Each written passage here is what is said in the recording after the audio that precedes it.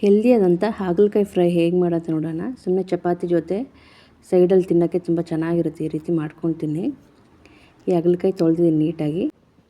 ಇದನ್ನು ರೌಂಡಾಗಿ ಕಟ್ ಮಾಡ್ಕೊಳ್ಳಿ. ಬೀಜ ಚಿಕ್ಕವು ಇದ್ದರೆ ತೆಗಿಯೋಕ್ಕೆ ಹೋಗ್ಬೇಡಿ. ಬೀಜ ಸ್ವಲ್ಪ ದೊಡ್ಡವು ಇದ್ದರೆ ಇವಾಗಲೇ ತೆಗೆದುಬಿಡಿ. ಇಲ್ಲ ಆಮೇಲೆ ತಿನ್ನಬೇಕಾದ್ರೂ ತೆಗಿಬಹುದು. ಈ ರೀತಿ ಎಲ್ಲ ನೀಟಾಗಿ ಕಟ್ ಮಾಡಿಕೊಂಡು ಒಂದು ಬೌಲಲ್ಲಿ ಉಪ್ಪು ಹಾಕ್ಕೊಂಡು ಒಂದು ಅರ್ಧ ಗಂಟೆ ಕಲಸಿಟ್ಬಿಡಿ. ಟೈಮ್ ಇದ್ದರೆ 1 ಗಂಟೆನೂ ಬಿಡಿ.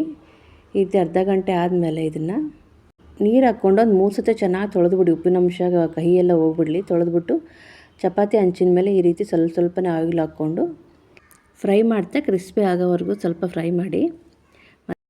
ಖಾರದ ಪುಡಿ, ಅರಿಶಿನ ಹಾಕ್ಕೊಳ್ಳಿ. ಉಪ್ಪು ನೋಡಿ, ಒಂದು ಟೇಸ್ಟ್ ನೋಡಿ, ಉಪ್ಪಾಗಿದ್ದರೆ ಬೇಡ, ಇಲ್ಲಾಂದರೆ ಹಾಕ್ಕೊಳ್ಳಿ. ಈ ರೀತಿಯಾಗಿ ಎಲ್ಲ ಫ್ರೈ ಮಾಡಿಕೊಂಡು ಕ್ರಿಸ್ಪಿಯಾಗಿ ಎತ್ತಿಟ್ಕೊಳ್ಳಿ.